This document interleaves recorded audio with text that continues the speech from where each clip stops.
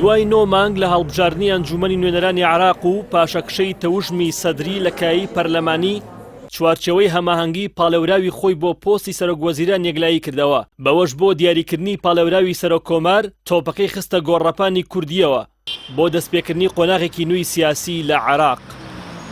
ڕاستپاردنی ئەندازیاری کشتوکاڵی محەممەد شیاع سوودانی 52 ساڵە بۆ ئەو پۆستە بابەتێکی نوێ نییە بەڵکو لە دوای مشتومڕ و کێبڕکەیەکی بەهێز دێت لە نێو چوارچەوەی هەماهەنگیدا کە نوری مالکیە ڕێبەرایەتی دەکات.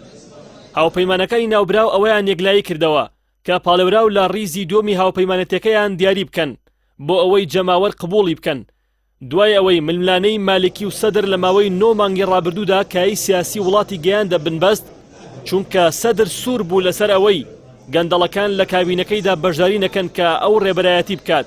ئەم پاڵاوتنە بۆ جارێکتر پارتی و یەکێتی تووشی تەنگەتاوی دەکاتەوە چونکە هەر یەکەیان سوورن لەسەر پاڵێوراویان بۆ پۆستی سەرۆکۆمار هەرچەندە لە ماوەی ڕابردوودا چەندین جار دەنگۆی ئەوە بڵاو بوویەوە کە گوایە گەشتونەتە پاڵێوراوێکی هاوبەش بەڵام ئەوەی دەردەکەوێت پێناچێت بۆ خۆیان دیاری بکەن و هاوپەیمانەتەکانی ناو ئەنجومەنی نوێنەران یەکلایی دەکەنەوە. طيب هذا ممكن عالجه. سوودانی سانانیە چونکە بەشێکی بەرچاو لە شەقامی عراقی ناوبراو بەشێک لە چوارچەوەی هەماهەنگی ناو دەبن. هەر ئەوەش بوو لە خۆپیشاندنەکانی 2009دا لە میسان ماڵەکەیان سووتان.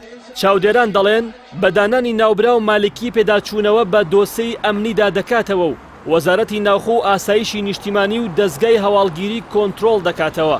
هەموو ئەو چاکسازیانەی مۆستەفا کازمی کردوەتی هەڵی دەوەشێنێتەوە چونکە ناوبراو کارەکانی کازمی بە دژی بەرەی بەرگری ناو دەبات.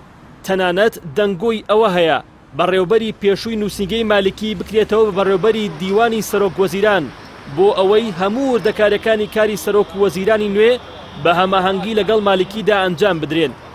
هەرچەندە دیاریکردنی سوودانی دەواازەیەکی نوێ بەڕووی سیناریوی داهاتی وڵاتدا کردوتەوە بەڵام ئەو مەترسیانەی مقتەدا سەدری ناچار کرد لە کایی پەرلەمانی بکشێتەوە لە دوای بڵاوبوونەوەی تۆمارەدەنەکەی مالکی ئەو مەترسیە ئەمنیانەی تۆختر کردوتەوە کە پێکهاتەی کابینەکەی نوێ لەسەر تەوژمی سەدری دەیخوڵقێنێت. ئاستەمە ناوبراو بە سانایی ڕێگە بدات کابینەکە بەو پاشخانە ئەمنیەی دەوڵەتی یاسا و میلیشاکانی هەیەنە کۆنتترۆلی گۆڕەپانی شیعە بکەن.